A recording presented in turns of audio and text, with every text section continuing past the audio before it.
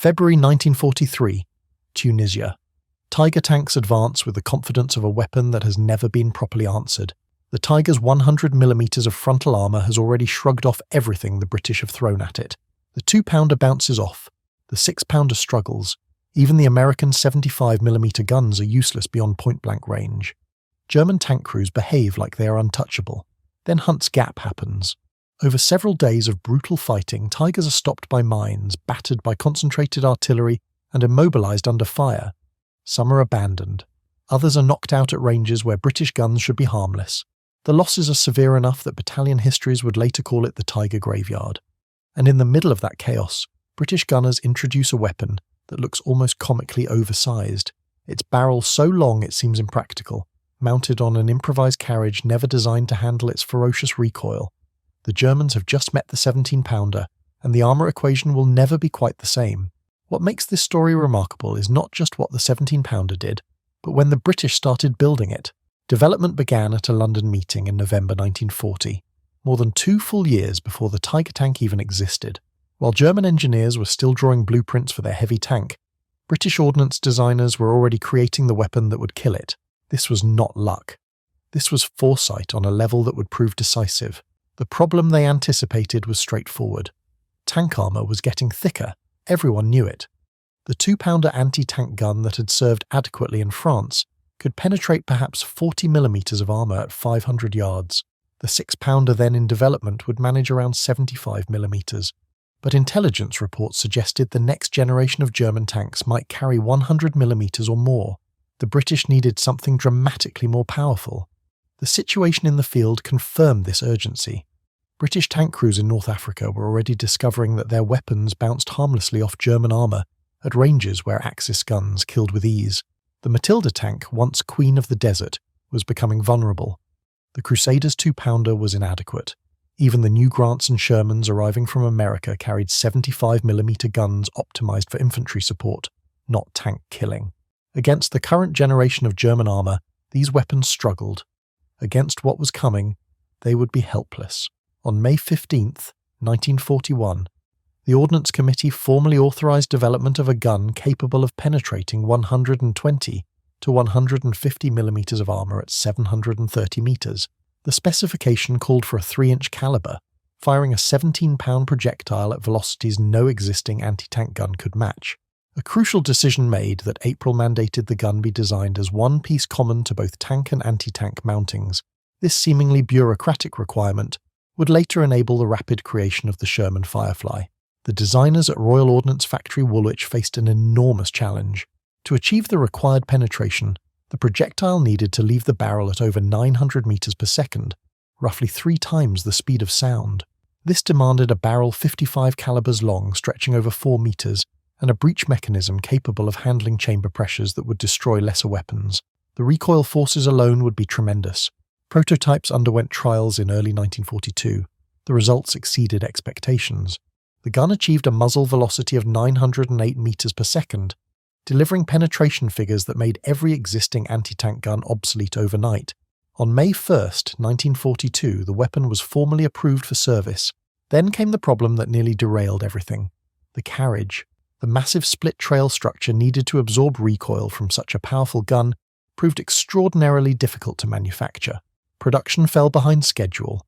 By autumn 1942, Army intelligence learned that Tiger tanks were appearing in North Africa. British forces desperately needed the 17-pounder, but the proper carriages simply did not exist in sufficient numbers. The solution was pure British improvisation, codenamed Pheasant. Engineers mounted the 17-pounder barrel onto 25-pounder field gun carriages, creating a hybrid weapon that worked, in the words of one assessment, on the limits of its design. The riveted box trail carriages were never meant to handle nearly 3,000 feet per second of muzzle velocity, but they held together.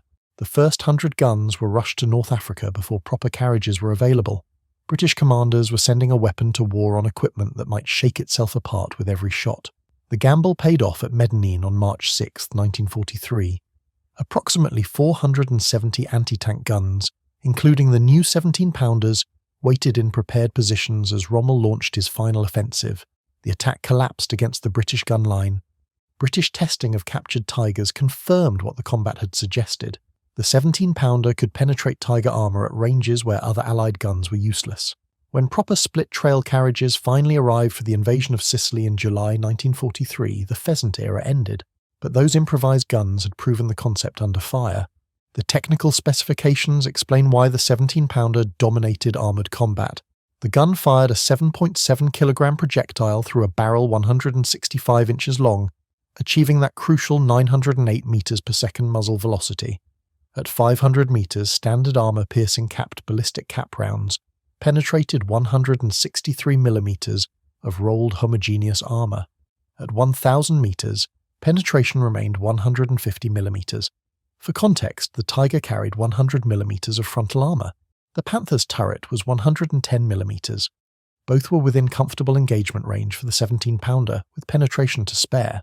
But the real transformation came with a revolutionary new ammunition type, armour-piercing discarding sabot, developed by British researchers at the Armaments Research Department, used principles the French had explored before the war but never perfected.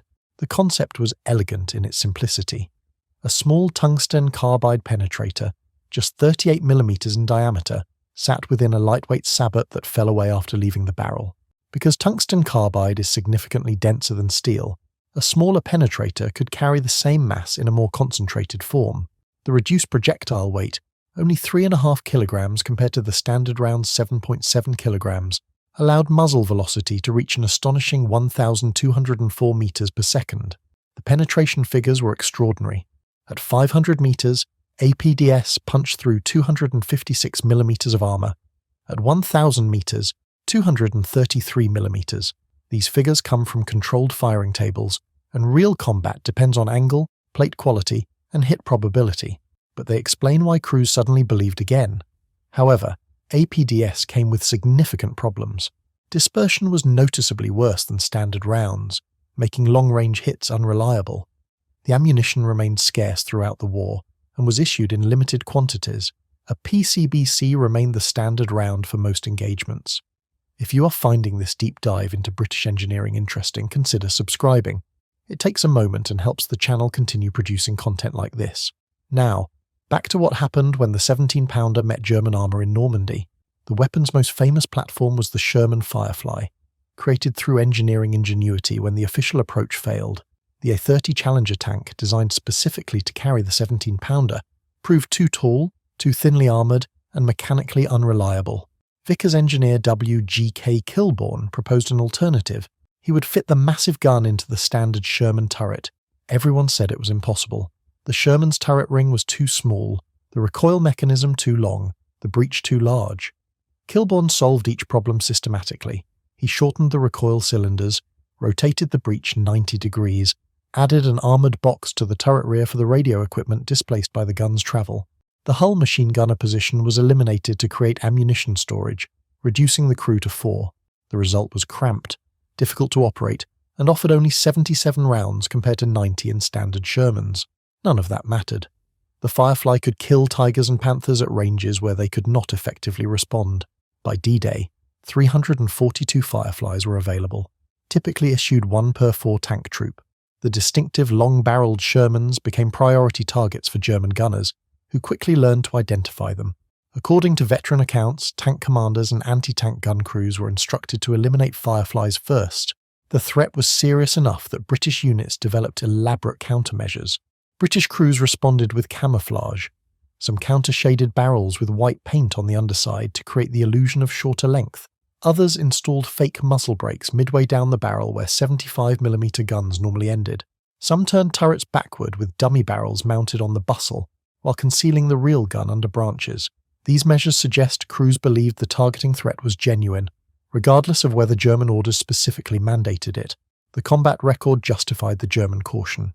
On June 9, 1944, near Norray-on-Besson, Lieutenant G.K. Henry's Firefly engaged Panthers from 12th SS Panzer Division. The German attack came in strength, 12 Panthers advancing against British positions in what should have been an overwhelming assault. The gunner, Trooper Chapman, knocked out 5 Panthers with only 6 rounds, helping repel an attack that cost the Germans 7 of 12 tanks engaged. 1 gun, 6 rounds, 5 kills. The mathematics of armoured warfare had fundamentally changed.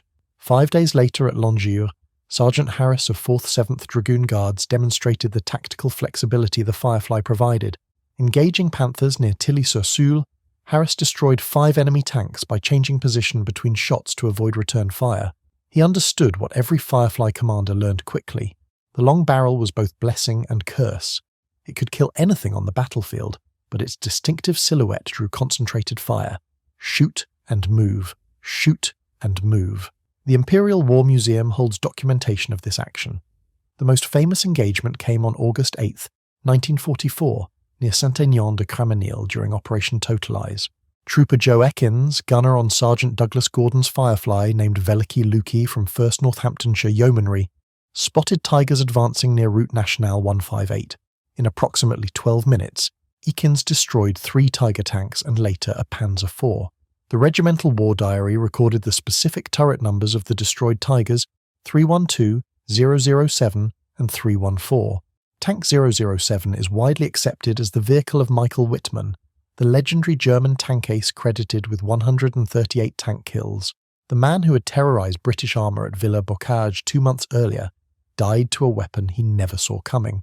Wittmann had carved his reputation killing Cromwells and Shermans with impunity, their guns useless against his Tiger's armour. But the Firefly changed the equation. At Villa Bocage, Wittmann had met Fireflies that damaged several of his supporting Tigers during his withdrawal. 2 months later, the 17-pounder finished what it had started. The 17-pounder also served on other platforms, each with distinct tactical characteristics. The Archer tank destroyer mounted the gun facing rearward on a Valentine chassis, a configuration that seemed absurd but allowed immediate withdrawal after firing. 655 were built. Royal Artillery crews operating Archers from October 1944 generally preferred them over American M10s. The Achilles was an American M10 tank destroyer, with its original 76mm gun replaced by the 17-pounder.